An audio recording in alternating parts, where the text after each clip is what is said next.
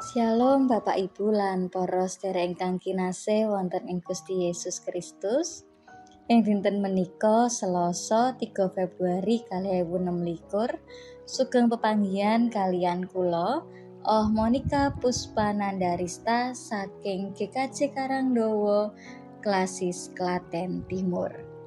Bapak Ibu lan para sedherek ingkang kinasih, renungan ing dinten menika nggadhahi jejer pasrahno marang Pangeran ingkang adhedhasar saking Jabur 3:7 ayat gangsal mekaten sabda pangandikanipun Gusti.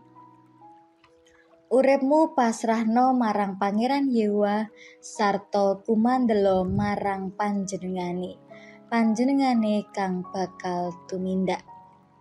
Bapak Ibu lan para sedherek, tembung Ebenezer ngemu suraos Sang Yehuwa wis mitulungi kita tekan ing kene. Tembung menika saged nélakaken kapitadosan kita bilih Gusti Allah tansah nyarengi kita lan boten nate nilar kita. Pakaryanipun Gusti Allah ugi dipun raosaken dening Prabu Daud ingkang sinerat ing kekidunganipun. Bapak Ibu, kadangkala tiyang duraka ketingal langkung sae lan langkung sukses katimbang tiyang ingkang leres. Ananging Prabu Daud ngendika wonten ing Jabur 3:7 ayat 1 mekaten. Aja nepsu merga saka wong kang lakoni piyala, aja meri marang wong kang culika, amarga iku enggal bakal padha layu kaya suket, utawa alum kaya tetuwuhan kang ijo. Tegesipun sinaosa tiyang duraka ketingal sukses ing gesangipun, ananging kawontenanipun namung sawektawis wekdal kemawon. Nanging kosok wangsulipun tiyang ingkang tansah budidaya gesang kanthi tuhu setya dumateng Gusti sinaosa asring nandhang kasangsaran ananging badhe tansah lestantun gesangipun. Lumantar rupi-rupi perkawis ing gesang, sejatosipun Gusti Allah nggula wentah para kagunganipun. Tiyang ingkang setya tuhu badhe sangsaya kiyat lan sembodo.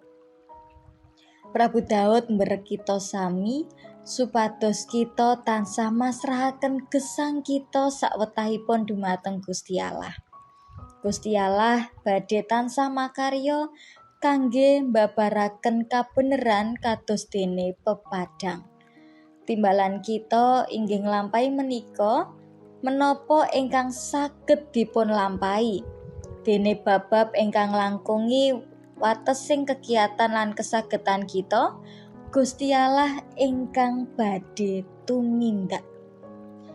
Ingkang perlu inggih menika tansah nganti-anti pitulunganipun Gusti lan tansah setya netepi menapa ingkang dados karsanipun Gusti ing gesang kita. Kita mboten perlu nepsu, mboten perlu stres, mboten perlu meri ningali kawontenaning tiang-tiang ingkang culika lan tansah tumindak awon. Nanging tansah ngenera dumateng Gusti kanthi gumolonging ati. Gusti tansah paring berkah dumateng kita sedaya. Amin.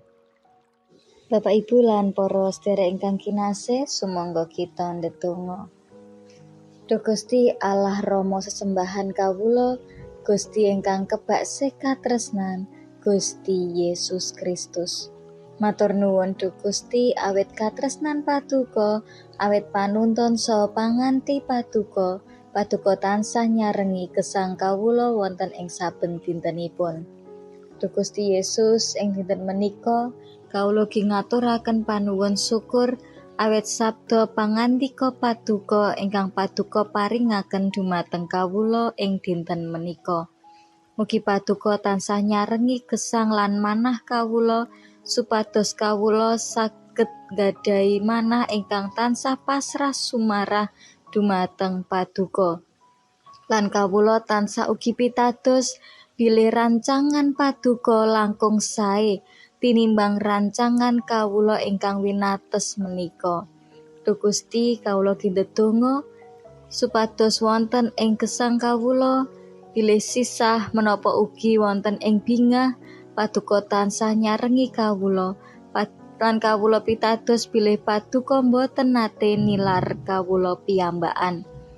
Lan ugi kawula nyuwun hikmat saking paduka wonten ing tuntunan Roh Kudus kawula saged nglampahi gesang lan rupi-rupi perkawis ing gesang kawula lan kawula saged gesang cunduk wonten ing ngarsa paduka. Kawula saged dados seksi paduka wonten ing pundiya papan lan wektu. Matur nuwun Duh Gusti, matur nuwun. Kawula nyuwun paduka paring pangapunten dumateng kawula sedaya wonten ing lepat lan dosa-dosa kawula. Pandonga menika kawula aturaken dumateng paduka kemawon Gusti Yesus Kristus Sang Juru Wilujeng kawula ingkang sejatos. Matur nuwun Duh Gusti. Amin. Mekaten Bapak Ibu lan para sedherek ingkang kinasih, sugeng makarya Gusti tansah paring berkah. Amin.